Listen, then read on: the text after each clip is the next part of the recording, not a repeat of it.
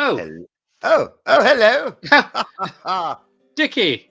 Hello, Ollie. Goodness say, me, it's been so hello. long. Well, it's been nearly a year, isn't it, old chap? Nearly a bloody year, yes. Good Lord. Well, hello, everyone. For those who may or may not be watching and or listening, welcome to Roaring Railway Routes with me, Dickie Moon, and me, Ollie Sachs, of course. Wonderful stuff. And we are doing a wonderful route that a route well trodden, I believe, by both of us over the years. It is, of course, the Bristol Temple Meads to London Paddington route. Have you pressed play on the video? I certainly have, Dickie. Yes. So this is we're just literally waiting, probably for some stragglers to get on. Yes, probably some woman with a baby or something, and so they're probably getting on the train. And this is a lovely little route, and of course, for all those railway aficionados, it will. We're leaving Bristol Temple Meads, speeding our way now towards London Paddington. We will, of course, be calling at Bath Spa, Chippenham, Swindon, Didcot Parkway, Reading, and of course London Paddington. Sadly, I don't think we'll be making any of the smaller stops, will we? Unfortunately. Oh no, they got closed because of the old COVID, didn't they, Dickie? Yes, and also I think that this particular route actually might just be the fast train, as it were. So we won't be stopping at Keyham, Oldfield Park, Thingley, Dauncey Lock, Cholsey, or St Paul's. No, Dulcie's is closed as well, isn't it? Dulcie's closed, I think, years ago. I don't know. Also, I should say, for anyone of a sensitive disposition, because of the COVID pandemic, you may notice little men in yellow coats. They're cleaning the rails as the train goes along, and sometimes they get slightly snagged under the wheels. So, oh dear, that's terrible. Be prepared for that. Yes, they follow on the front with a little brush. But I have to say, it is wonderful of Great Western Railways to actually clean the individual rails. We must think of train safety, Dickie. You must think there's nothing worse than a COVID train. No, absolutely. Really isn't. For those who want to know, and I'm sure that there are, this is a Class 47 Riviera stock GW185, which of course was opened in 2009 by none other than Gino de Campo. Really? Yes, he opened it, yes. It was a wonderful day by all accounts, according to the Bristol Temple Meads Herald, but he was briefly hospitalized, apparently. Oh, my God. What later happened? that day, he got a serious infection from a bite to the anus by an escaped Komodo dragon from Bristol Zoo. Sorry, just a mild cough. Yeah, it's all right. Now, what are you drinking tonight, Ollie? I'm on the stem ginger wine. Oh, well, I am actually drinking champagne from a stiletto. Good God. Good God. Is that because it's been a year? Or is that some sort of anniversary that you need to tell us about? It's a bit of that, but it's also a bit of the fact that Pamela and I have embraced the swinging culture. Good Lord. Yeah, so we've replaced all of our objet During COVID During as well. COVID, yes. Zoom's been very helpful, and we've replaced all of our cutlery and glasses with erotic objects. Good Lord! Well, yes. so if I came round to yours and asked for a bowl of soup, you wouldn't give me a spoon. You'd give me some sort of, dare I say, I don't know, sort of rampant rabbit or something. Yeah, well, it would be a hollowed out love egg on a lollipop. Hollowed out love egg on a lollipop stick. Yeah. Good Lord! And that doesn't impede your eating habits. Replacing every single bit of your cutlery with sex toys. Oh no! If anything, it makes us more hungry, more vivacious. Good Lord! So you've incorporated the sort of sexual frisson. Yes, it was Pamela's into idea. everyday life. So you'll have a Pop-Tart in the morning, and if you have a bit of luck, you have a Pop-Tart in the evening. I certainly did pop out in the evening, if you know what I mean. Yeah, but Pamela's going through a sort of second life. Second wind. Second wind. Yes. Well, she was always a goer, was your Pam. Oh yes. You know, I remember, I think I once went in to buy some scatter cushions with her at home base because you were busy on tour with Aswad. And Yes.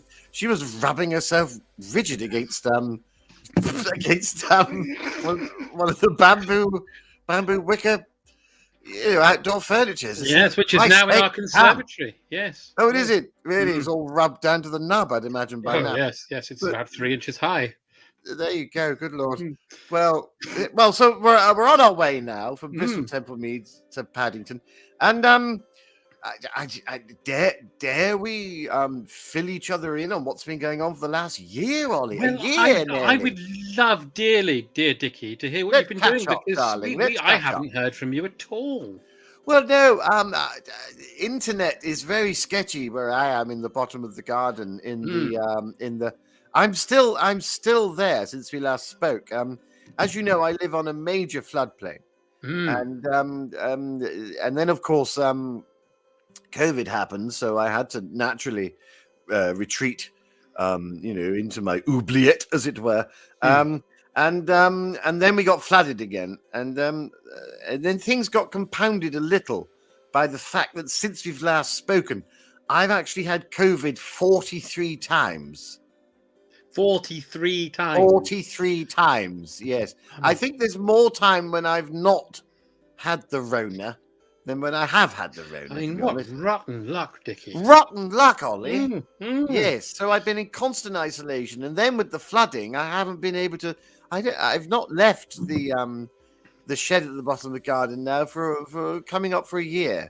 And how are we having our meals, Dickie? Is Constantine looking after you? Constantine's doing his best as he can do. Obviously, the main worry really is making sure that money's coming in somehow. But he's been rather clever. He's turned the entire house, because obviously I'm not there anymore, into one of those panic escape rooms. Rooms. That's it. Escape. Oh yes. Yes, and it's all themed around CSI Miami. CSI Miami, good Lord. Yes, he's dyed his hair ginger as well to look like the main fellow. I don't know what his name is. Oh, but yes. I think he got a bit confused because he is Russian, Constantine, and I think he took the idea of Dick Wolf a little bit too literally, and I mean that's a very, very strange costume. Oh, I'd imagine so. A wolf made entirely out of dicks. I wouldn't want to ask him the time. No, you wouldn't. You really wouldn't. You really wouldn't. So, food-wise, well, oh gosh, it's quite. I mean, I suppose I better tell you. I had some complications with an impacted stool in my anus about 9 months ago. Right. It became infected, and due to the fact that I was isolating in the shed and I couldn't go anywhere. The ambulance couldn't even get to me. They had to literally send out the Coast Guard. This impaction had rotted. And the long story short, but I've now got a stoma fitted. Right. Yeah, so I've got a sort of auxiliary round arsehole in the side of just above my left hip, and so I do all my business in a bag. Oh goodness. Yes. So all my urine is. So you're sort of like a Hoover. I'm sort of like a sort of very, very depressed Henry Hoover. Yes. Yeah, but what I've done cleverly is obviously because the bag needs changing, daily. So what Constantine and I have come up with a wonderful method where I remove the stoma bag full of the impacted feces and urine, which is of course sealable, and then I push that across the water, and then that goes up to the French windows. He then collects it. He then washes it with bleach and water, and then he'll fill that with porridge for breakfast or soup for lunch. Yes. And then he'll float that back over. I'll eat it, and then I'll reuse the bag, you see. And it's this wonderful little system. Wonderful system. I mean, it's very hard with casseroles, to fit all of that in the bag. And you can kiss goodbye to breadsticks because they will impact on the plastic. But that's what we do. So I fill it up, and then he clears it out, and then fills it up with food, and then sends it back. And that's what we've been doing. Good Lord. Yes. Oh, we've stopped, I see. Oh, yes, are we stopping? Yes. We are stopping. I don't know where on earth this is. It looks awful, wherever it is. I think this is Gladstonian Central. Gladstonian Central. Yes, of course. No, you're absolutely right. So that's what's been happening to me. But you, Ollie, I heard on the proverbial grapevine that you've lost the sight in one eye. Is that true? That's quite right, Dickie. Yes. It was How did that happen, for God's sake? Well, it was a bit of a comedy of errors, I'm afraid. I was poking my head out the window to see what the weather was doing because Pam was washing the plastic rubber trousers we were wearing that evening. Yes. And a bloody bird flew into my eye socket. Good Lord. Straight in. Straight in. Did you think it was some sort of nesting hole or something? Well, this is the problem, Dickie, is that it turns out when I called the bloody RSPB, because I couldn't shift the tyke, it was an endangered bird and I couldn't move it. So you had to leave it there? I had to leave it there until it finished nesting in the socket of my eye. Good Lord. So literally a bird removed your eye, moved into the socket. Yep. Dare I posit, did it lay an egg? I'm afraid it laid a whole litter of them. A litter of eggs. Litter of eggs. Good Lord, I say. And what was the bird? Well, this will shock you. Oh no! It was a lesser greeted. Yes. A lesser greeted naffinch. A lesser greeted naffinch. Yes, which is traditionally they live in the tropics, but this one had lost its compass or something. And ended up in the bloody socket of my eye. Bloody eye. Yeah, and the RSPB man said if he did it, he was more than his job's worth to get rid of it. Yes, no, it had to stay there, didn't it? Yes, no, you're absolutely right. Once it's settled. And did you feed the hatchlings, or did you sort of keep mum and put on? You couldn't put on an eye patch, could you? Because no, they need the sunlight. Nature take its course. Well, I had to go and fetch worms from the garden and just sort of feed them in, dangle them. Yes. Right. Good Lord. Yes, it was really, really annoying. You've been through the mill, haven't you? I have. And one day, of course, I got in trouble. I got arrested because Pamela asked me if I knew where the plates were, which, of course, are chaps. Yes. And I nodded towards where they are. And one of the eggs fell out and smashed on the bloody kitchen floor. Oh, Christ, no. Yeah, so that was one gone. That was one gone. So the RSPB came down and they bloody fined me £87. £87. Good Lord! Just because you nodded. Exactly. I tell you what, it's a shame, really. I mean, that you didn't do that nod over a frying pan. You could have at least had a bloody fried egg. Well, that's what Pamela said. Yes. Yeah. Well, she would. Yes. Good Lord. So I presume they've all gone now. They've all flown south. They've all gone. They've all flown south. So are you wearing a fetching eye patch now? Are you leaving it? I bought myself a very nice, natty Peter Falk style glass eye. Oh, wonderful! How lovely! Yes, it was the last one they had in stock, sadly. But do you have problems lining that one up? Keeping the because sometimes, I've seen someone with a glass eye once, and unless you can control it within the socket, one does tend to look like a chameleon. Yes, yeah, it's very tricky, and sometimes you can be looking one way and turn your head, and the eye stays looking that way. Right. Yes. Which is quite annoying and disconcerting for anyone that comes around, really. Oh yes. If you're suddenly in the middle of a chat with your bank manager and you look askance and then look back and all you can see is a pale, white, milky mirror into his own soul. Yes. I mean, that could be distressing, can't it? I mean, I got turned down for the loan as well, so. Well, yeah, you would, wouldn't you? Yes. Yeah, Pamela probably thought you were some sort of ghost. He did think I was a ghost. Zombie. He thought I was a ghost zombie. A ghost zombie. And he got in his cupboard and he wouldn't come out.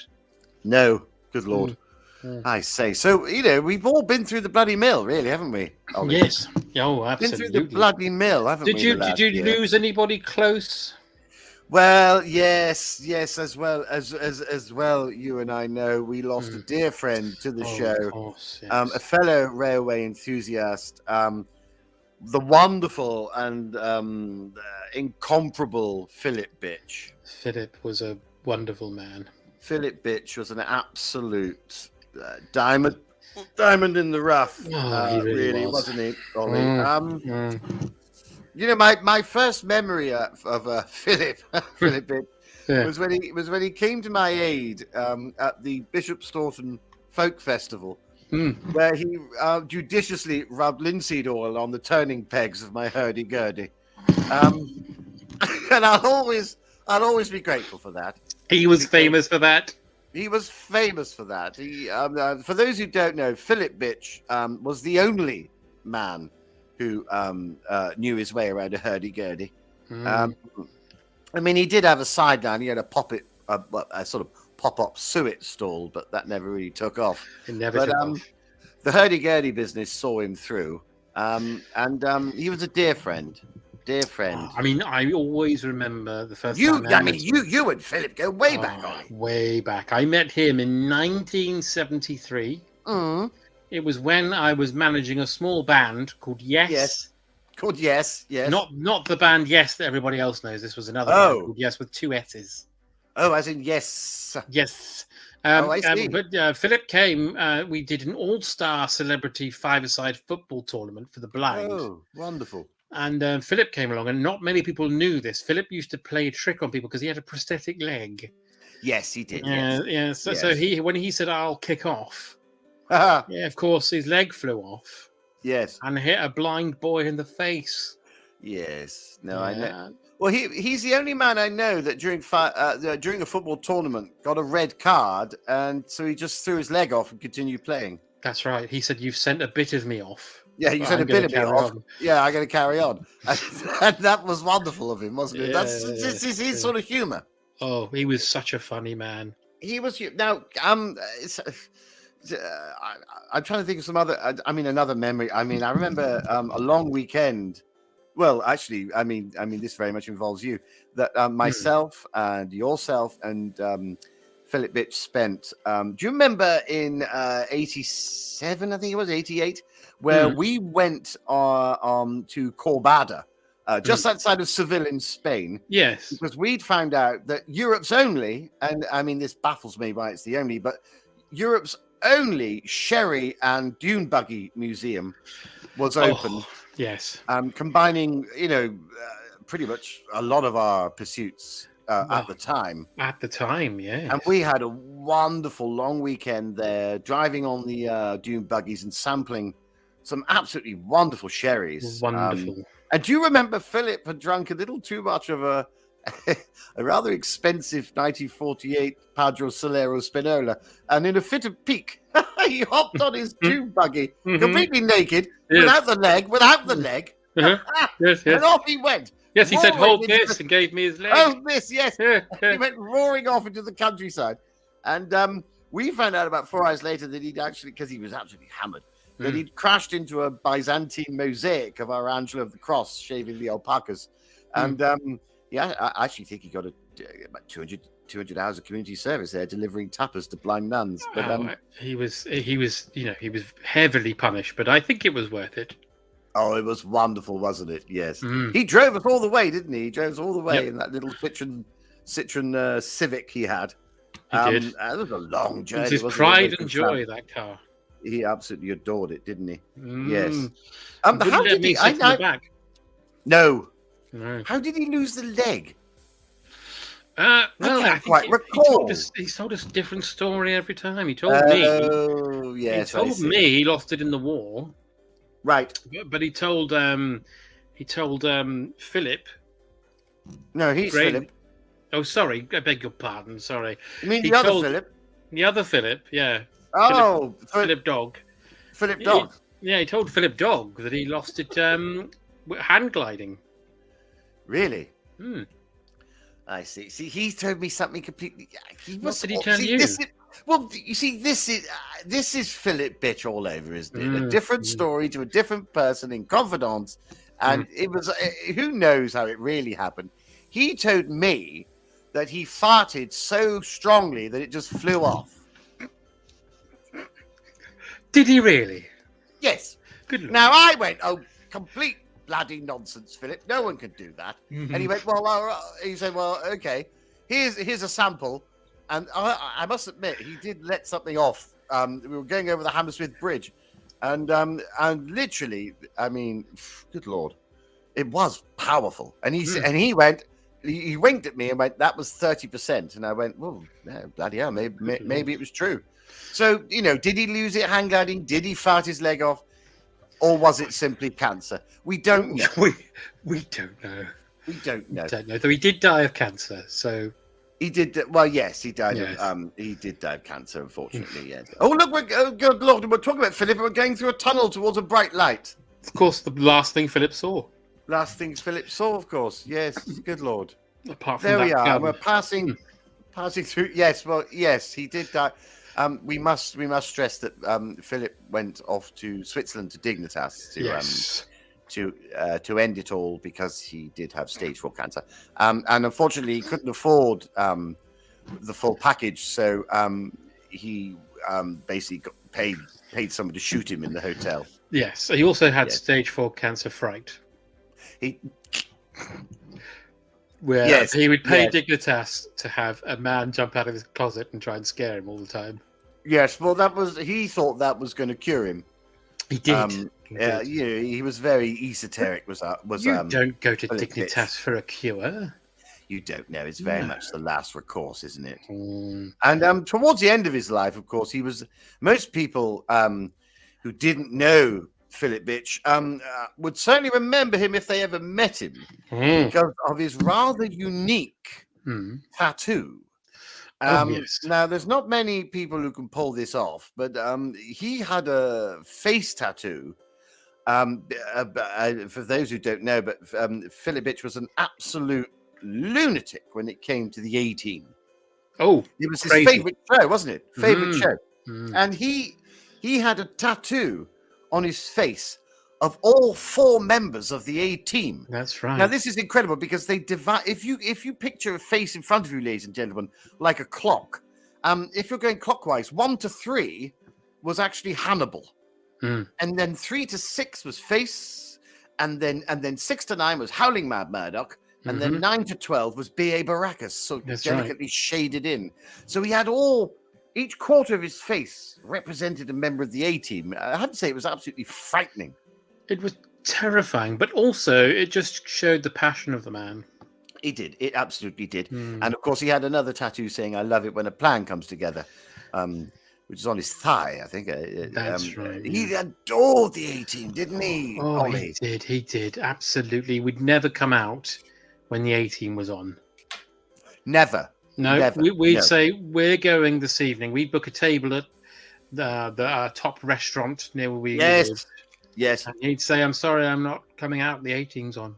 Yeah, no, he'd say, "Start without me. I might pop in and have a dessert because the A-Team's on and I'm not missing it for anyone." No. He was devoted to it, wasn't he? Oh, yes. Yes. Wonderful man. And obviously, part of the reason why we're back after a year is to commemorate our dear friend, Philip Bitch, who absolutely loved this route and would often take it to see his psychiatrist, open brackets, and or dealer, close brackets.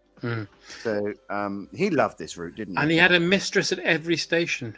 Literally every single station. Every single one. He could bewitch a woman, couldn't he? Oh, you wouldn't believe. I've been in his presence. Yes. And I couldn't Listen, believe it. if a one-legged man with an A-Team tattoo turned up outside your house with a hurdy-gurdy, you are bewitched. Oh, forget it. Who is this man? Where does he come from? Who is he? What does he do? What's his raison d'etre? But he just got on with it, didn't he? Oh, yes. Didn't you and Philip once go into business? I think in the sort of late 90s, you were going to do a musical of Venus and Pet. We were, yes. That's Living All Right, it was called. That's Living All Right, yes. Yeah, and Jimmy Nail said yes, but then said no.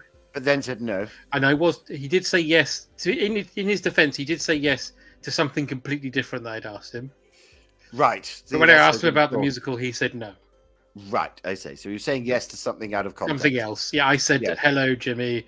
Are you all right?" Yes. And then I said, "Would you like to be in an Alfredo's Own Pet musical?" And he said no. But that conversation gave me the strength to go round to promoters and investors and say, "Jimmy Nail says yes." Oh, clever! Yes, Did any of the old team get tempted? Tim Healy, Pat Roach, were they tempted, or could they not carry a tune? No, couldn't carry anything. I mean, Pat Roach's back was so bad by that point. Right. He couldn't carry his own legs. Good Lord. Yes, so which Philip would have found hilarious, of course. Philip would have loved that. Yes. So I went around looking for lookalikes, impersonators, you name it. Yes. But the music was written. Philip and I had found one of the greatest composers in music history to write the songs. Good Lord. Yes, a man called Philip Jones Sider. Another Philip. Well, we called him PJ Sider. PJ Sider, yes. And I believe Philip Bitch and PJ Sider got together. I mean, I think it was heavily hurdy-gurdy based, wasn't it? Heavily, and absolutely no relevance to the TV series whatsoever. Not really to the Alvides and Pet sort of idea of these northern brickies living in Germany. No, there was no hurdy-gurdies in that. No, So it didn't quite come to fruition, did it? But it sounded wonderful at the time. Oh, for a glorious, summer, 2 minutes.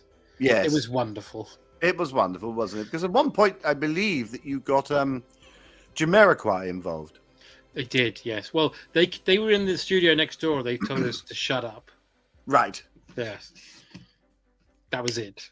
Oh, I see. That was his entire involvement. He poked his head in and said, "Will you shut that fucking hurdy-gurdy up?" He said. Right. Yes. Right.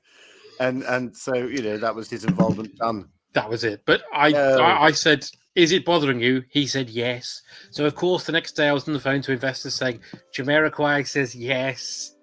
Of course. Well, yes, you have to name drop like that as things never get made. It's survivor of the fittest, Ducky, isn't it? Absolutely. Yes, absolutely. Yes. No, you're absolutely right. So Philip, obviously, has been in and out of our lives now for 40, 50 years, hasn't he? Bless him. 45, 50 years, yes. Yes. For the last time I saw him was just before the Ho Dignitas thing. Yes. And he wanted to call round and say hello, but of course Constantine said, good luck. He's at the bottom of that bloody lake. But he I don't know if he'd made some rudimentary raft or something, but he managed to sort of get over. And we spent a lovely 2 days, just sort of reminiscing together, drinking stem ginger wine and eating plum duff. And he saw my stoma and put an avocado stone in it, and for about 4 minutes I couldn't breathe. Oh goodness! Yes, but he was. But did you manage to sort of fire it out? Yes. I sort of went, and I farted and I shat myself, but the avocado stone went clean out the patio door window. Which he thought was hilarious. Well, I wish I'd have been there. That sounds yes. wonderful. Well, we both fell asleep after drinking a bit too much wine, and when I woke up in the morning, I looked down at my stoma, and the bag had been removed, and he'd filled it up with pens. Pens? Yes, like I was some sort of human pencil case. He thought that was hilarious. That's classic Philip Bitch, isn't it? Yes, it's classic Philip Bitch all the way. And then he left, and then literally, no, please do. Yeah, when did you last see him? I hadn't seen him since about 2015. Good Lord. It had been a long time because I did a tour of Estonia, right, with Brother Beyond. yes. Through most of 2015 and 16, of course. Then when I got back, he'd moved to Aberdeen briefly. Yes, just briefly. I think it was about an hour. Then he came back, and of course the pandemic hit. Yes, and I didn't see him at all. No, well, we didn't really see much of anyone, did we? It was just me and Constantine for so long. Yes, no, it's been a very rough 2 years, isn't it? It's been bloody awful. All involved. How have you and your erstwhile wife? Well, obviously, it seems that you've coped admirably. You seem to be swinging away, as it were. Well, we like to think of it as swinging together rather than with anybody else. But yeah. I think it's going well. Yes. We've come out of the blackness, as it were, and we're coming towards the light now with a more sustained society. Obviously, all of our friends are dead. Right. Yes. And of course, that's sad because some of them owed us money. Oh no! Oh good Lord! We'd invested in a cracker museum. A cracker museum. Yes. Savory or Christmas? It was both. Oh, I see. Literally, trying to pull in all the crowds. Exactly. I mean, pull. A very good pun there, Dickie. Let's get this straight. You were trying to establish a museum devoted to the savory cracker and also the Christmas cracker. Yes. Good all Lord. crackers under one roof, we called it. Good Lord. And take me through it. If I went through the front atrium, as it were, right, what's the first thing I see? The first thing you would see was a giant knife with a knob of butter on it, made of plastic. Right. And then you open the door and the knife comes down and touches the other door. Ah. And the door says, "Thank you for buttering me." Right. It's supposed to be a joke. Yes. I've never got it. You go in, and then you go in, and there's all sorts of lovely glass cabinets full of crackers. Some from First World War. And again, are these the savoury eatable? This is the savoury department. I mean, Christmas pulling. I wouldn't eat them, Dickie. Some of them are over 100 years old. No, good Lord, no. Yes, so you go with crackers through the years. Crackers through the years, yes. Yeah. And then there's a little display of butter knives. Right. Butter through the years. Yes. Cheese savoury biscuits through the years. Good Lord. Yes. And then you follow this lovely tinsel arrow. Yes. And as you open the door, it makes a cracker noise. Oh, good Lord. Now, that must have startled some people. Nearly killed. Three old ladies who visited from Bicester. Good Lord. So they got the shock of their lives. Ooh. And what's inside the cracker? One hopes that if in your wonderful museum idea that if you pull a cracker inside are crackers. Well, you funny say crackers. Have you ever been to Sea World? Is that the one in Florida? Yes. No, I'm afraid I haven't. Well, you know when you go through like a glass tube and there are sharks outside and no, but carry on. Well, you go through a glass tube under the water, and there are sharks outside and various other aquatic fish. Oh, did you do the same at crackers? We did. You open the door, make the cracker noise, and then it's like you're inside a giant cracker. So, oh my God, I wish. But unfortunately, Dickie, what happened was I told my investors about this, and they went the whole idea of walking through a tube and there's water all around you, and then loads of crackers. Well, they put sharks in there. Oh, there were sharks. Oh, I thought it was crackers. But it was supposed to be crackers. Well, they put the crackers and the sharks in, but of course, sharks ate all crackers. They even put the wrong crackers in. They put savoury crackers in. Right. Christmas crackers. No good at all. No. But once we got rid of the sharks, you walk through a dark black Christmas cracker, and a voice comes on, voiced by the great actor John Shrapnel. Oh, wonderful. Yes, he says, yes. He says something like this. At the dawn of time, man has been identified by his love of crackers. Yes. And then it says, cavemen would sit over fires pulling Christmas crackers. Yes. Yeah, and it was like, people with the plague, they loved crackers. And then it jumps forward a bit and says, Hitler hated them. Yes, well, he would, wouldn't he, the rotter? He was crackers. It was cream crackers, yes. And then you come out at the end of the cracker, it makes another, which, we should have put a sign up about. Yes. And then you go outside and there's a giant Jacob's cream cracker. Wow. And you slide down it into a yellow mattress. Slide down it into a yellow mattress supposed to represent butter. Oh, right. And then there's the gift shop and the lavatories. Gift shop and lavatories. Yeah. Good Lord. It sounded elaborate. It was too elaborate, if I'm honest. Yeah. It was too. I think you jumped the shark by introducing sharks. I think if you'd kept the first room devoted to the history of the savory cracker, which sounds wonderful. And then you entered the tinsel room to find out about crackers, and you had that wonderful tube. I think that's when introducing the sharks was the thing that maybe quite slightly lost. I mean, also, but apart from that, I would have heavily invested. Well, we lost a lot of money because another one of my investors, Vincent Cacophony, he installed a giant inflatable Robbie train, which of course has got nothing to do with Christmas or savory. Oh, I see. Yes. That is rather over egging the pudding, isn't it? So no one had asked him, so he was rather litigious about it. So you had a giant inflatable detective who had a drinking problem and a gambling addiction. Yes, just there. And was married to one of the Beiderbecke chaps. Yes. No, you're absolutely right. It's such a shame because I think you had something there. Yes, I think so. Yes, you really did. Dare I say, was the shark Philip Bitch's idea? Because it does sound like Philip. It was Philip's idea. Yeah. Well, I told him what had inspired the idea. Of course, he went off and did the idea. Right.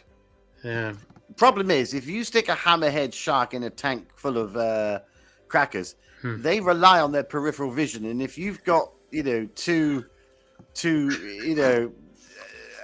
dare I say cheesy moments over their eyes, I mean they're technically blind from that moment on. Oh, absolutely. I mean, that's the problem. Is that the sharks? I don't know if you know this, but when you put sharks in enclosures, they get very depressed.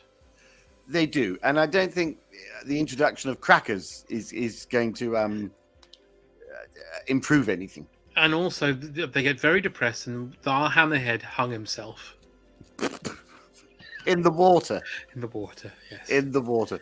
How does one hang oneself when one is naturally buoyant? I don't know. He did it. He came in one morning to inspect the crackers. Yes. And there he was, hanging from the stool he was standing on was on the floor. Oh, the bottom of the coral of the coral reef. Bottom of the coral reef, yes. Oh God! Oh no! He left a note, of course, but the water had just rendered it. Yes. Yeah. Well, yes, and of course, what with all the wet crackers in the tank, it must have been a bloody nightmare to clean. Sorry, I'm crying. It was an absolute bloody nightmare. Absolute. Yes. Yeah, we donated his body to science, of course. Yes. To find out what does make sharks depressed. You should have donated him to a cheese board, to be honest. But there you go. We gave the crackers to the cheese board. Yes, but they were wet. So, oh no, how awful! And how much money did you lose? Oh, a fair bit. I put in $350. Right. Yes. And what about Philip? Philip put in 20. 20. Yes. Pounds. Pounds, right? Yes. I think probably just for the tinsel arrow. Well, he paid for my parking. Paid for your parking, yes.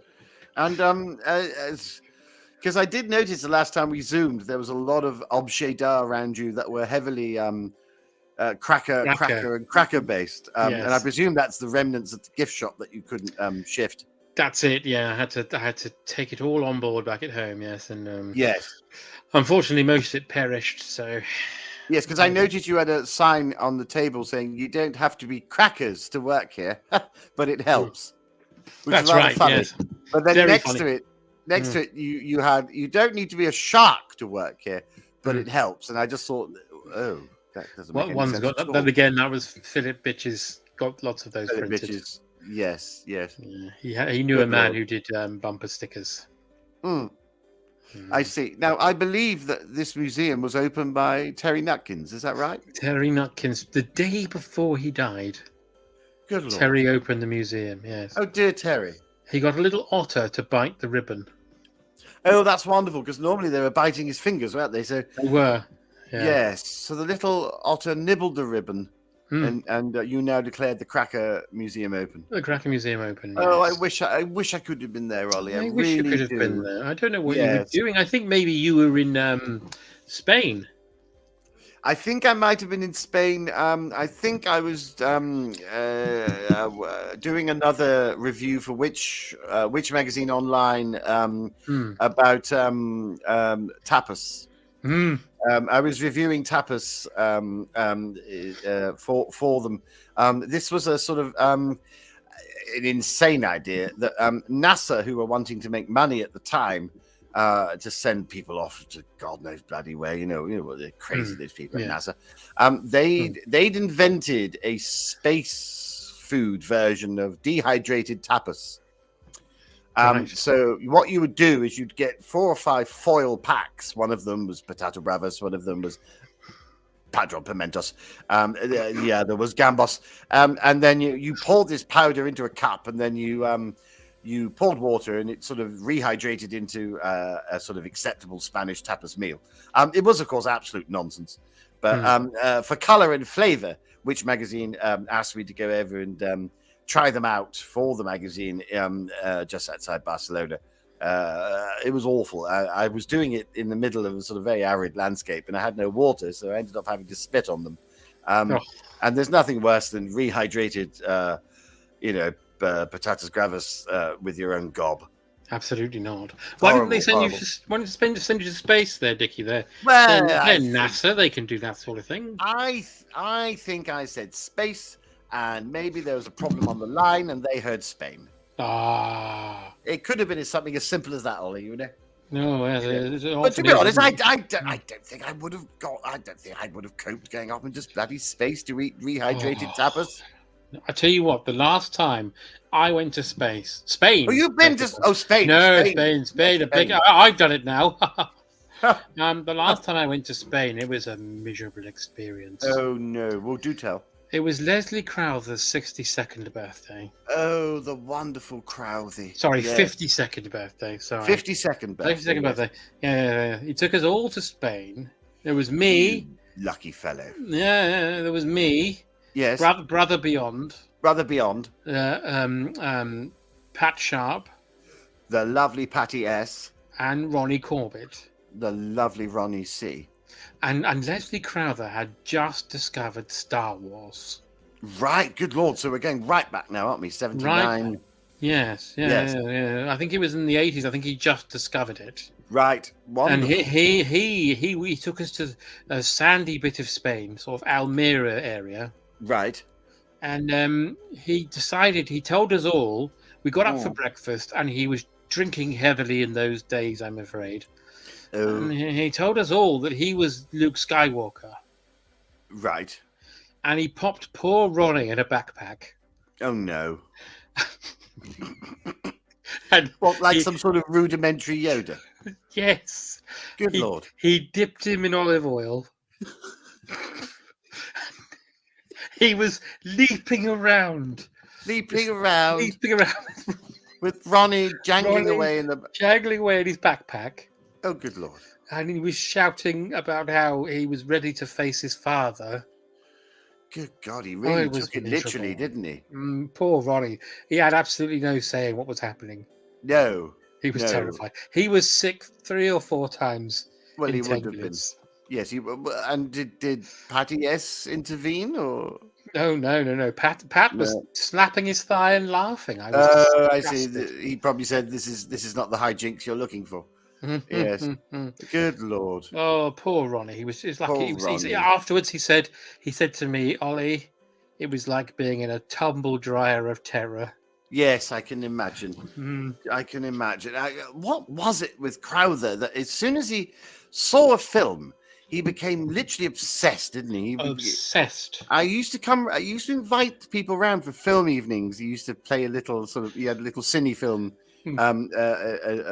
Converted one of the garages into a little mini cinema. That's right, yes. And as soon as you put on a film, I mean, I know that you leave the experience feeling, oh, I wish I was E.T. or I wish I was a maniac on the floor and I'm dancing like I've never danced before, or whatever it is. Yes. But there's something about Leslie. He really, literally lived the character, didn't he?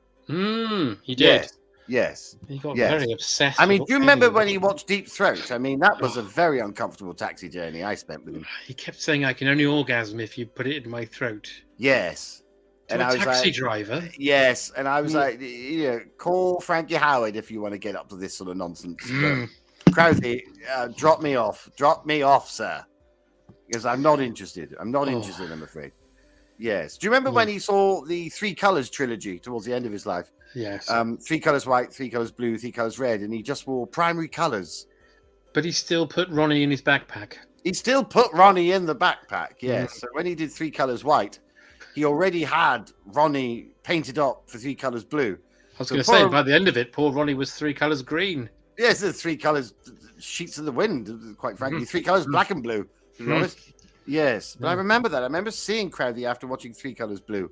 And, of course, by then, Ronnie was in the backpack painted red for the third part of the trilogy. But he was completely blue. I mean, like literally sprayed blue, like a part of the Blue Man Group. He had a blue suit on. His contact lenses were blue. And there's Ronnie thrashing away in a backpack painted red for the third part. Still, Ronnie must have hated him. Ronnie absolutely despised him. Yes. But the trouble with Ronnie was he was such a polite man. Yes. You know the fact about Ronnie C? Ronnie C would never say no, ever. No. It's part of his upbringing. Yes, you're absolutely right. You're absolutely right. I remember once we were on the North Circular, and I went, Ronnie, and he went, yes. I went, when you ran into the road, you little prick. And he went, oh, okay. And he did, because he could never say no. Never. And I think he got hit by an ice cream van, actually. He did, yes. He was in hospital for 7 weeks. Well, yes, they had to wheel him into Whip's Cross with a flake. Well, Mr. Whippy's Cross. Yes, well, quite frankly, yes. But honestly, here's us name dropping, clang, clanging all these name dropping. Yeah. But it's doing these wonderful things with you, Ollie, that just brings back all those salient memories. Oh, you know, it's a rich tapestry of memories that we're both. It's not like we cling on to them. It's that when they're brought out of their little coverings, it's a lovely thing to.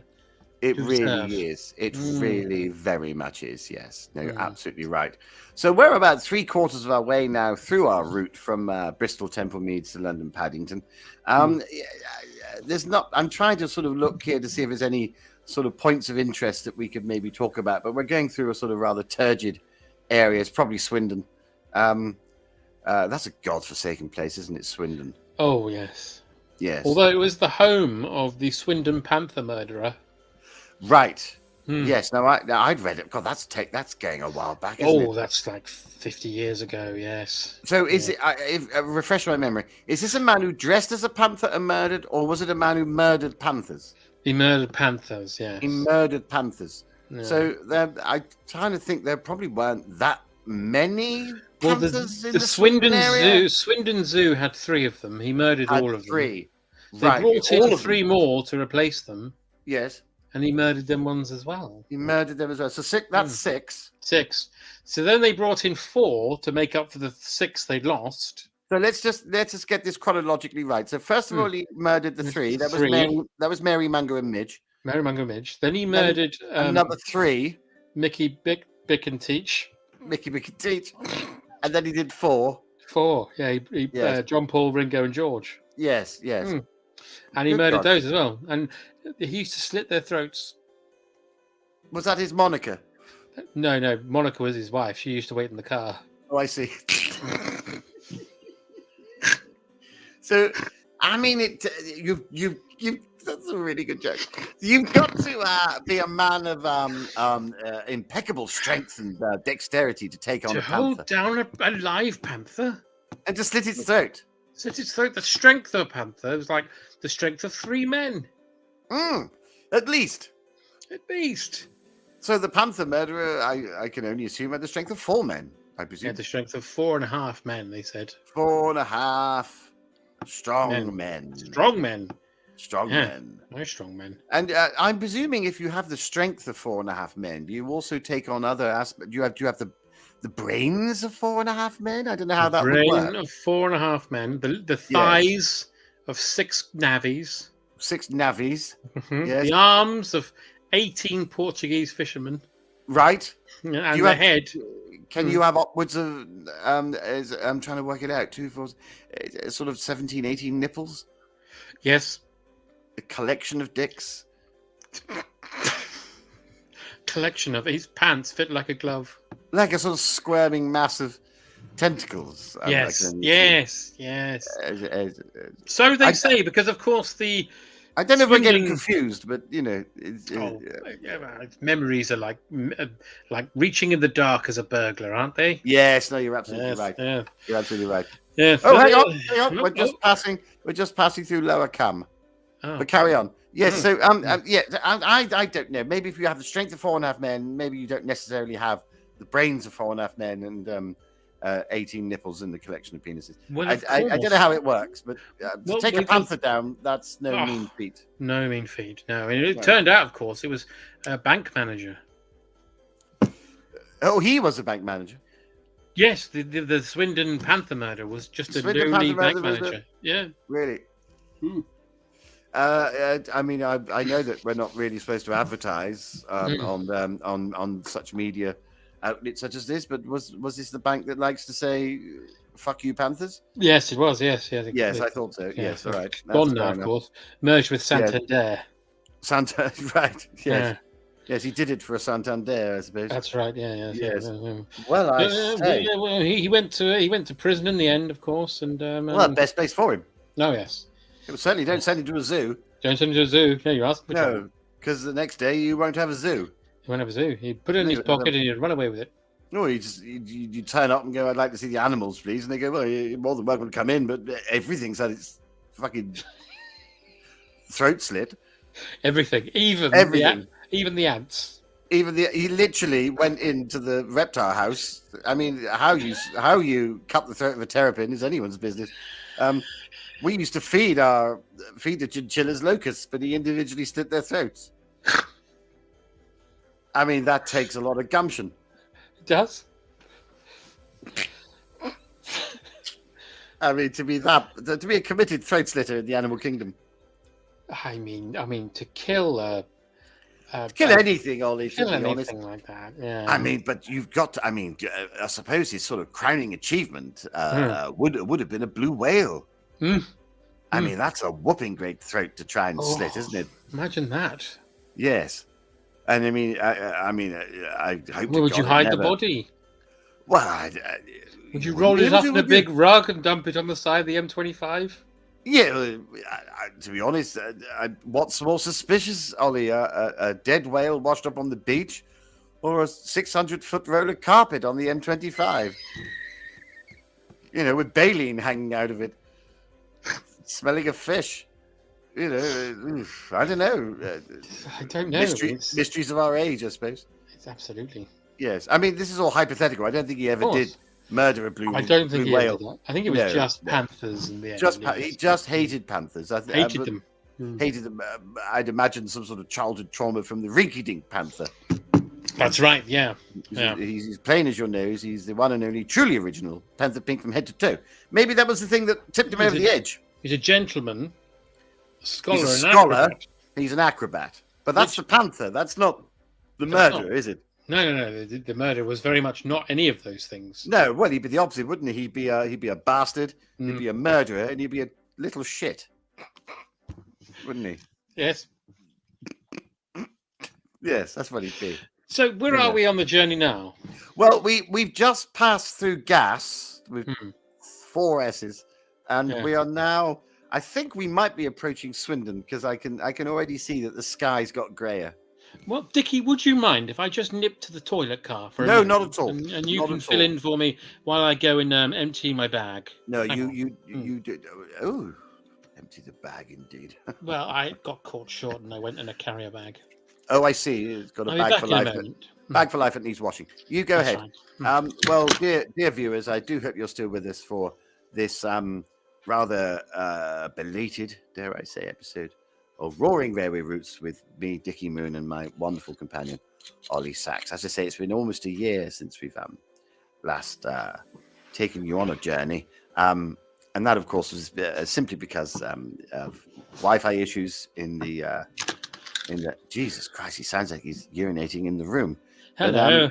oh, you're back. Good I'm lord. back. Yes. Good lord, that was quick. I just open the door and I just aim and see what happens. Good lord. So literally all down the dado rail. Absolutely. Well, it looks like we are now approaching a major terminus, but I don't think we're stopping, actually. No, we're going straight through. Straight through. There's nothing of interest to see there. No. So I'm presuming that's Swindon. So have you seen Martin lately? Martin, you have to narrow it down, because I do know 47 Martins. Right, okay. I mean Martin Baggins. Martin Baggins. Mm. Right. Well, here's the thing. Mm. The last time I saw Martin was 2017, and I passed him briefly on a street, and I saw him from afar, and I doffed my cap in recognition, and he threw a pasty in my face, and then walked brusquely past me. Well, that doesn't sound... I was going to say, did you know... And that's the last time I'd ever had anything to do with him. He's been hanged. He has been hanged and hung. He's been hanged. He tried to start a revolution in Haiti. What? Yes.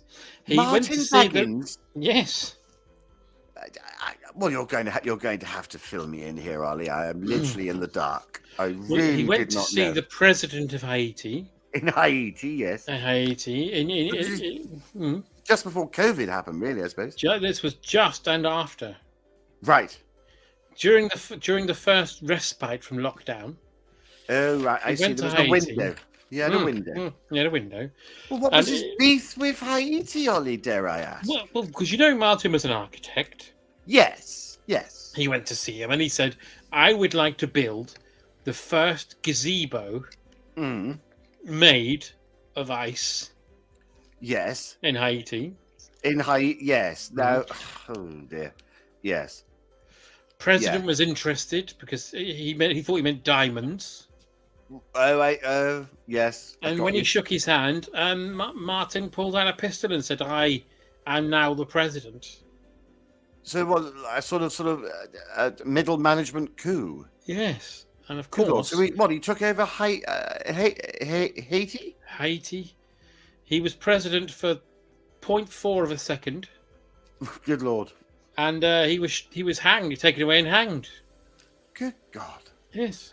I had no idea. No one had any idea. They thought he was going over there to get some business. Well,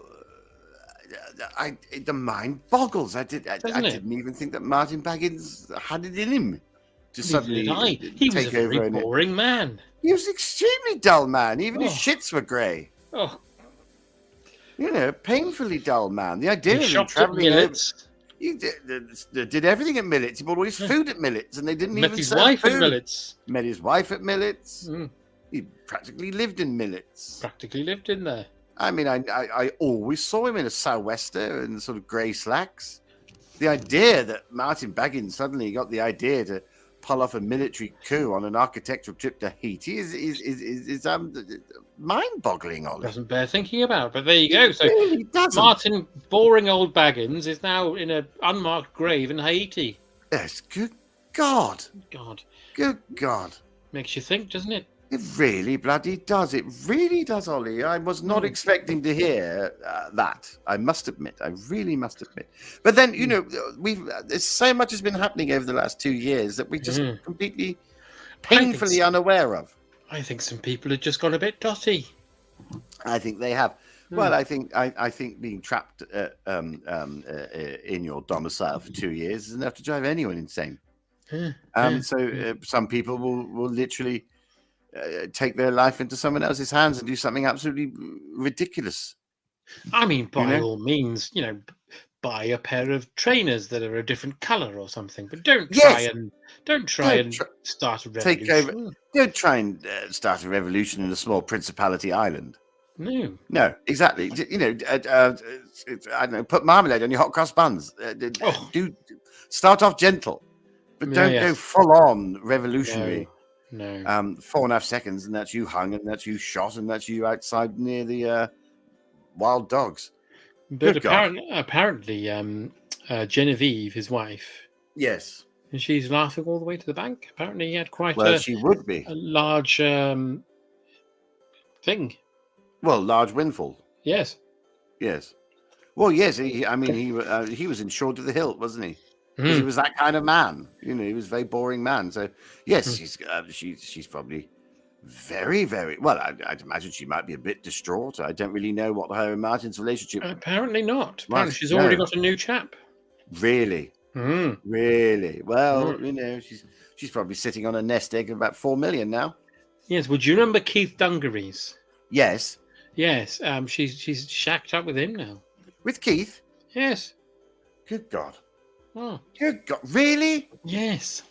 I have a thing now. I don't want to be racist in any way whatsoever, but I really do not think that white men should ever have Rasta hair. No. The whole Rastafarian hair is best suited to the people who suit it better, and it should never be on a white man. No.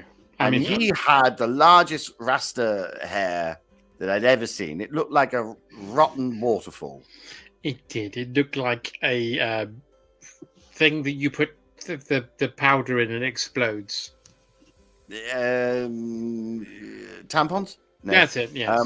Well, as someone who did manage Aswad in the late 80s, early 90s, yes, I can tell you now that Keith would have not been welcome backstage at an Aswad concert. No, he's like a sort of ghost Rasta, and it never suits the white man. They should never wear it. It looks like those chaps from the Matrix. Yes, twins, weren't they? Twins or something. Yeah, was Keith, that them? Yeah, Keith Moon and Keith Floyd. Yes, Ladders Mackenzie. Yes, Ladders Mackenzie. It's just a look that a man should never adopt. Quite frankly. But well, there you go. So Genevieve's laughing. Yes, absolutely. And poor Martin Baggins is not laughing anymore. No, he's not laughing. No, he's just probably bleached bones now. In some shabby corner. Yes. Yeah. So Constantine. Now, last I spoke to you, I know you said that he's been running theme nights at the house. Yes, he's got this CSI Miami escape room. CSI Miami escape room. Now, last I spoke to you a few years ago, he was combating the flood in the house. Yes, well, as you know, I live on a serious floodplain, and as a consequence, I am now marooned, as it were, at the end of the garden. And unfortunately, the ground floor of the bungalow, which is of course technically my house, which Constantine is a lodger, it is a bungalow, so that got flooded. So up to about 3 foot. So as the water never really ebbed, and it's a bungalow, Constantine couldn't go upstairs. We don't have an upstairs. So what he did is he sort of made a sort of rudimentary raised sort of platform, really. Mezzanine.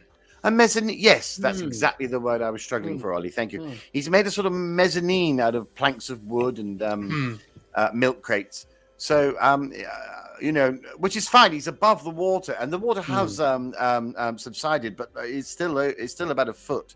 So he now lives in a sort of partial, sort of 5 foot sort of gap. And has he given up the clowning? The clowning, he has, alas, decided against goodwill and good advice to maybe nip that in the bud, because he was frightening a lot of people. Yeah. So yes, hence the CSI escape room. Yes. Well, it's CSI Miami now. He keeps one theme for about a month. And then he'll change the whole layout. Keep freshening it up, of course. Yes. Yeah. So at the moment it's CSI Miami, and he's dyed his hair ginger to look like the main fellow. Yeah. And before that was Fresh Fields, the sitcom. I don't know how on earth you can turn that into an escape room, but he did. And then before that was Ant and Deck Saturday Night Takeaway. And before that was the Adventure Game. Wonderful.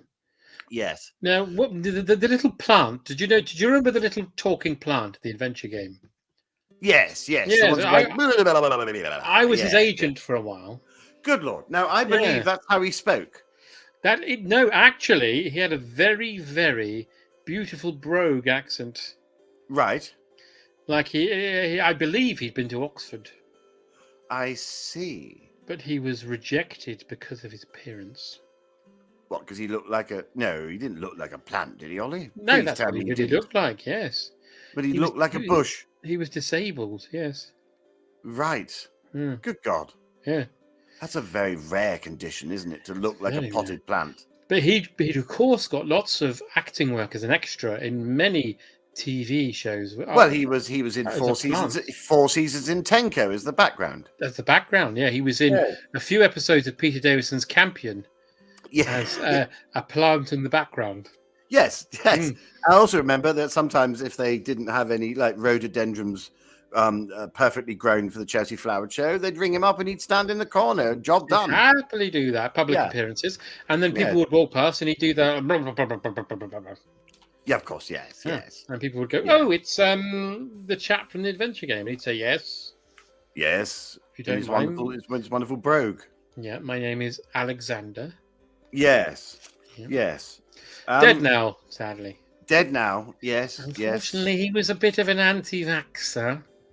Oh He no! refused Really? to get the old jabs, and Really? sadly, He was an anti-weed killer. the anti-weed killer, and he Yes. sadly just dried up literally, and he dried up totally. So Yes, got powdery Yeah. mildew and collapsed. so he Good ended up Lord. on the old literal compost heap.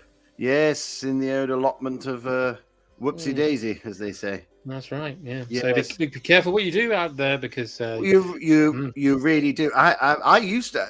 Well, as you know, I used to have an allotment, Ollie.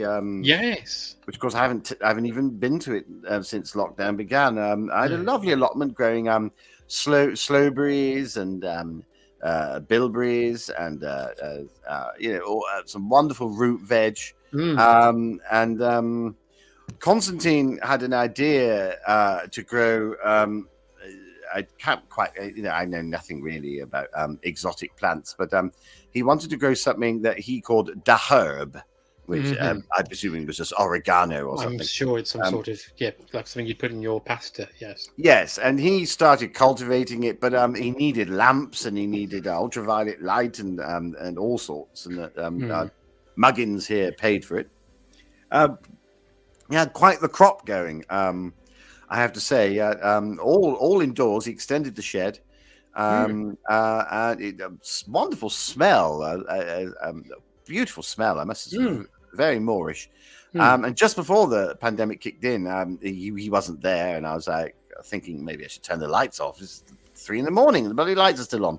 But I took a couple of clippings, and then went home and had them on a salad. And I have to say, it was possibly the best salad I've ever eaten. Oh, goodness me.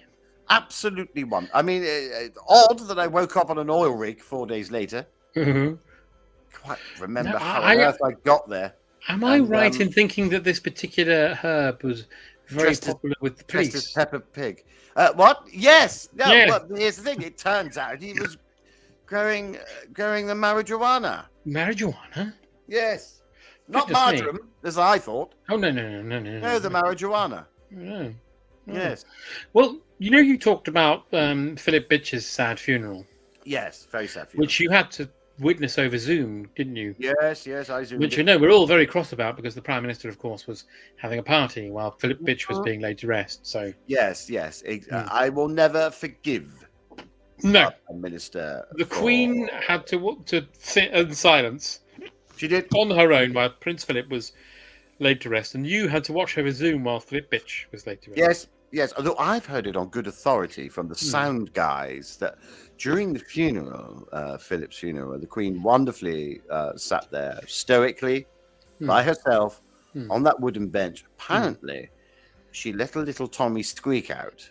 Oh, goodness. And it reverberated on the bench, and it was quite loud, like a... What do you call a ripper, you mean? Because it's a Queen's ripper. But what they did, you see, is they turned the sound down out of respect. Of course. Because the last thing that people would really want to see would be a 96-year-old woman sat by herself in a mask, farting in a church. Well, the saddest funeral I saw during lockdown was my friend. Do you remember Frosties? As in the cereal or your friend? Yes, as a cereal, yes. The cereal. Yeah, my friend. Well, hang on, did Frosties die? Tony the Tiger was shot by hunters. Oh, no. Yes. He'd gone to Africa to see his family. or India, I beg your pardon, to see his family. And because he was standing on two legs, wearing a T-shirt and giving thumbs up to everybody, the hunters, of course, shot him because they thought he'd be worth more money. Oh, no. So a dentist in Minnesota has got his head. And he was arrested. He was arrested. And then, of course, we were able to lay him to rest because Tony the Tiger, not many people know, I represented him. You did. And in the early days, I had him and Honey Monster on my books and Henry McGee. Oh, the wonderful Henry McGee. The wonderful Henry McGee. We talked about his funeral before with the sad sight of the Honey Monster jumping onto his coffin in tears. Yes. Why? Yeah. But Tony the Tiger, of course. Yeah, Tony the Tiger. Very sad. His bloodstained T-shirt was all we could. We couldn't have an open casket because, of course, he was. His head was in Minnesota. Oh yes. No. Good Lord. I can his see arsehole was in France. I can see how that would have been so sad for you, Ollie. Very sad. Very sad. And it had to happen over Zoom. And I've since found out, of course, that our Prime Minister was having a party. Was having a bloody party. Yes. While we laid poor Tony's. If you're interested in seeing Tony the Tiger's grave, it's in Westminster Abbey. That's what. Is it really? Yeah, we had to pay a bit of money, and we moved Shakespeare's to the left a bit. Right. So Tony's is there. Yes. You've got. Here lies Geoffrey Chaucer, Canterbury Tales, and then you move on a bit, and here lies Samuel Coleridge. Poet, artisan, and a little bit, and then you just got here lies Tony the Tiger. He was great. And just to make it a bit more respectful, we put Tony T. Tiger. Oh, that's wonderful. Wonderful. That is wonderful. Yes. Yeah, but Did he you put a tiny little spoon sticking out the side of the. Tiny little spoon is set into the concrete. Set into the concrete. That's wonderful. It's beautiful. His wife was very sad. Sandy Toksvig. Yes. Sandy Toksvig was extremely. No, I know, Ollie. I know it can choke you up. It can choke you up, horrible. and I can hear it choking you up there. That Sandy, of course, is a well-renowned lesbian from Game of Thrones, and she, north of the Wall.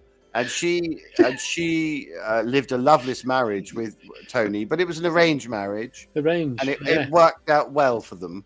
On behalf of Kellogg's. Yes.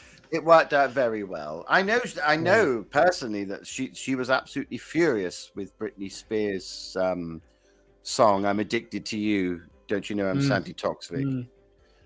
She furious about that because of that was going to be her big comeback song, wasn't it? Yes.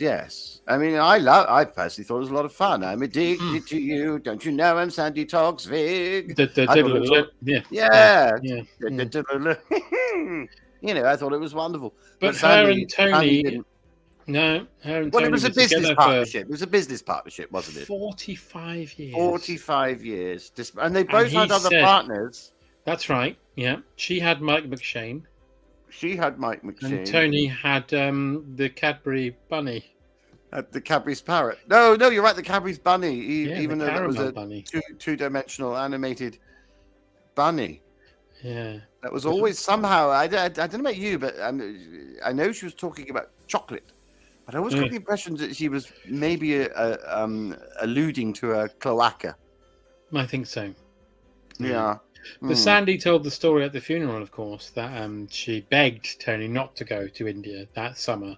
Yes. Because she'd had a dream that he would perish. Oh, a portent. Yeah. She'd had a portent. Well, she thought it was quite important at the time. Yes, well, of course, and she warned him, and that's lovely of Sandy because, like I said, I mean, she already had a wonderful lady friend that she'd been very much involved with, but it was a very casual affair. If you ever went to the house, it was Tony and her, and they both had an annex each, and they both sort of lived independent lives, but for tax purposes, they were man and wife. They were man and wife. Yeah, they lived on different floors of a lovely house. Yes, different floors. Yeah, a trapdoor lived in the cellar. Yes, and they somehow made it work, didn't they? Yes, I mean that was a sad day as well when dear old Willie Rushton left this world. and took the man from Trapdoor with him. It took him, yes, literally to the grave. Yeah. Yes, that was, well, very, very sad. Very sad day. So I've just realised, I think we've actually passed through Reading and not even mentioned it. So well done. Well done. Well, Well done. I've been to Reading a couple of times, and I must say, it is a shit hole. Oh, Ollie! Oh, really? Ooh, that bad? Oh, absolutely.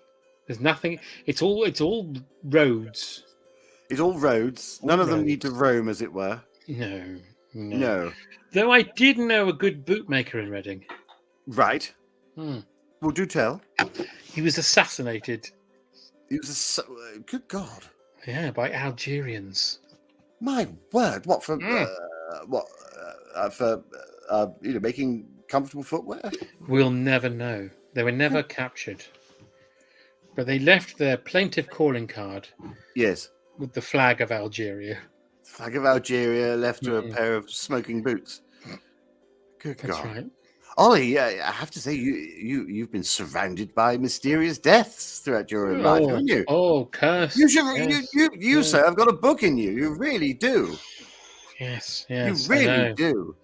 Well, when one works within the industry that is the biz of show. Well, you've very much been entrenched in showbiz all your life, haven't you? One is surrounded by life and indeed death. Yes. No, you're absolutely right. Didn't you once? Excuse me. Didn't you once share a canal boat with Lenny Bruce when he was on tour? When he came to Britain initially in the early 60s, yes. And you were staying in Maida Vale in Little Venice. He had no money. You were living on the canal boat at the time. Yep. And he broke in, didn't he? He did. I borrowed the canal boat from one of the royal family. I won't say who. And Lenny was a bit drunk, and he thought, he just thought it was a boat you could sleep in. Yes. He told me a few jokes. Right. One about a few limericks. There was a young man from Greece, he said. Okay, yes, who fancied a piece, etc. Yeah, wonderful. Yeah. And you let him sleep at the bottom of the boat, I suppose. Yes, he slept at one end, I slept at the other. We were there for about 3 weeks together. Yes. Good God. Yes, and I got him into heroin by accident. Oh no. Yeah, I thought it was brown sugar. Right. I was putting in his tea and about 6 spoons of it. And... Yeah, I don't take sugar, so of course he was saying, "You got any more sugar, you motherfucker?" And I was like, "Mr. Bruce." And within a few weeks, he was just eating it out of the bowl. Totally addicted to the skag. Yeah. Good God. Well, that's not your fault, is it? That's purely a case of mistaken identity. Well, not identity, but heroin looks a lot like brown sugar. The Rolling Stones wrote a song about it, didn't they? Bloody Stones wrote a bloody song about it, for God's sake. So, Lenny should have been a bit sharper, maybe. But he swore like a docker, Dickie. Oh, I bet he did. Well, he was foul on the stage, wasn't he? Effing and jeffing. Absolutely foul. He used to do jokes about Fanny this, Willie that. Oh, really? Was he one of those Bumhole this? Filthy comics. Absolute filth, yes. Filthy comics. Of course, after about 4 weeks later, he was dead. Well, do you think you might have played a small part in that with his heroin addiction, or do you think that's... cannot be proven in court, sir? It can't be proven in court, but I do feel a bit responsible because although he did get into the heroin, the tea he made me with were very nice. Right. Obviously, not with sugar, obviously. No, never had the sugar, no. No. We're now passing through Acton main line. So we're approaching London Paddington now. We're about sort of 10 minutes away. Very soon we'll be approaching the listed building, which is Trellic Tower, which is a bit of a sort of concrete carbuncle, which has now achieved listed status. I'll point it out to you when we get there, Ollie. So I've got a wonderful story about Trellic Tower. Oh, I look forward to hearing it. Now, Dickie, you've been a bit quiet on the old book front. Now, last I heard from you, you were composing a little manuscript, if a birdie tells me the right story. Yes. I have been trying to transpose all of the lyrics to the American group, who were the fellas who sang Straight Outta Compton and all that jive. Oh, you mean the NWA? Yes. Now I'm trying to transpose the NWA back into Latin. Oh, because I had them. I can put you in touch with one of them because I had them supporting Brother Beyond. Oh, really? In the early 90s at youth clubs around Colchester. Oh, well, if you could fax me his info, that would be wonderful. One of them, of course, is a doctor. So it's very hard to try and get "fuck the police" into original Latin. Don't you just put S on the end of everything? Fuck us, just polices. Yes, but it's not "fuck us, just polices." You see, no, that's a sort of comic Roman. No, it'll be more like sort of "vites yes, that sort of thing. It's an absolute nightmare. And there's one song where he's talking about sort of sticking a cap up his friend's ass and discharging the bullets up his ass, and then he's going to go and sort out his mom by sticking his D up her F or something. I had no idea. And discharging his S all over all over a hot A. And it's very hard to get that into Latin. Well, forward me your research because I do know Nathan from Brother Beyond is excellent at Latin. He went to a good school? He went to a very good school, yes. Oh, well, yes, then you would. Well, that might be very handy because I'm only 3 albums in, and I'm up to track 9, which is "Fuck This Shit," and I've got to get that transcribed pretty quick. Yes. Have you a deadline at all, or is this a sort of personal pilgrimage of yours? It's self-publishing, Ollie, so there's no real rush. I'd probably make a couple of hundred, but that'll pay for Horlicks and Plum Duff, and I'll be happy as Larry, really. I'm just doing it for the fun of it. Of course, but have you thought of suggesting this to Witch Magazine as a supplement of some sort? Yes, because Witch Magazine is essentially a sort of independent sort of watchdog on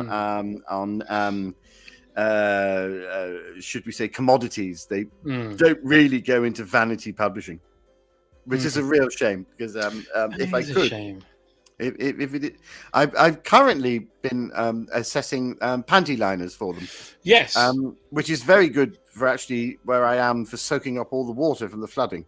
Of course, but does that sit well with your side hole or? Well, I could use one as actually weirdly as a sort of rudimentary cap flap when it gets moist.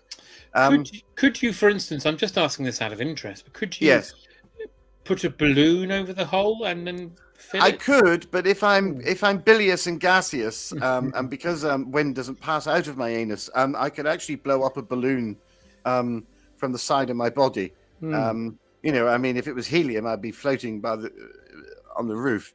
I did actually make a sort of rudimentary blue tack lid over the stoma, but unfortunately, I inhaled sharply and a sort of gust of air forced the blue tack inside the stoma. So I was passing a mixture of urine, feces, and blue tack into the bag. Oh dear! Which Constantine complained about because he said, "There's, after I've cleaned that, there's no way I can get a coleslaw into that to send it back." Goodness. Good yes. There's Trellic Towers on the left there. Just on the left. You've just seen Trellic Towers there. It's a wonderful. I've got a wonderful story about Trellic Towers. Please. A dear friend of mine went there and died. Oh. Yeah. That's the story, yes? Yes, that's it. Yes. What was his name? His name was Rotterdam Pig. I remember him, Rotty. Yes, he was a performance artist. Used to hang around with Warho, Rotterdam Pig. That's right, yeah. He used to freeze his turds and then just pop them on people's laps. Right. Yes. as conceptual art. That's right, because he used to say "woohoo chestnuts" as he ran past. That was his moniker. Yes, you're absolutely right. Yes. No, his moniker was in the car waiting with the engine running. Oh, of course, yes. he also had that joke on standby, which was wonderful. Well, we are now sadly approaching London of Paddington. Now, very much the gateway to the sort of west of London, isn't it? Yes. I know Paddington very well. Famous, of course, for the statue of Nookie Bear. That's right. And Roger de Courcy's statue is, of course, in the gents' toilets. In the gents' toilets there. You have to actually put 20p through his eye. That's right. You want to go to the loo. And then when you wash your hands, it's, of course, spit the dog. which does sound amusing, but Bob Carriage's now works in the toilet, so he has fallen on very hard times. Yes, he wears white gloves though, so he spits CK1 on you. Right. But here we are. We are now approaching London Paddington here. That was a wonderful journey, Dickie, and a pleasant hour and a half in the company of an absolute gent. Oh, wonderful! Wonderful. The incomparable Oliver Sacks. And the absolutely incredible, shall I say, Dickie Moon. Oh, bless you. And here we are now. We're pulling now into the main concourse there, the right tit there, resplendent in its glass. And we are now going through the dome of the tit, the shaft of the tit. And I'm not sure if this is going to take us all the way to the nub of the platform, or whether I think it really is. And we are arriving on platform 1, by the way. How wonderful! How wonderful! The gents' toilets to the right there. Yes, and just under that clock is where Nookie Bear met Roger de Courcy, of course. That's where they met. So on a blind date. What a wonderful way to end this roaring railway route with myself, Dickie Moon, and the wonderful Oliver Sacks. Well, Oliver, it's been an absolute tonic. Oh, I loved it. Thank you. Look, there's your godniece waiting for you at the end of the station there. So it is. Yeah. Patricia, yes. There's Patricia. In that bag, she's actually got some important documents of mine, so I should probably go and see her. Yeah. Yes. Yeah. She doesn't seem to be making any move. There we go. No, she is. She knows about the documents. Yeah. Patricia. Yeah. Patricia. She doesn't seem to be in much of a hurry, does she? No, not really. No. Yeah. Hasn't had her Weetabix. Well, there we are. So we've arrived, and you can just see right in front of us it sort of looks a little bit like Tron. It does a bit, doesn't it? There. And people going about their business in giddy London. This looks like we're about to be branded, Dickie. It does, yes. Branded by the censors. Well, as just to recap, thank you so much for your company, Ollie. Hopefully we'll be back again at some point soon. Hopefully it won't be a year this time. Yes, good Lord. Well, you've lost an eye, and I'm shitting at the side of my body, so somebody's got to give. So thank you so much. This has been Roaring Railways, and we'll see you very soon. See you very soon. Goodbye. Goodbye.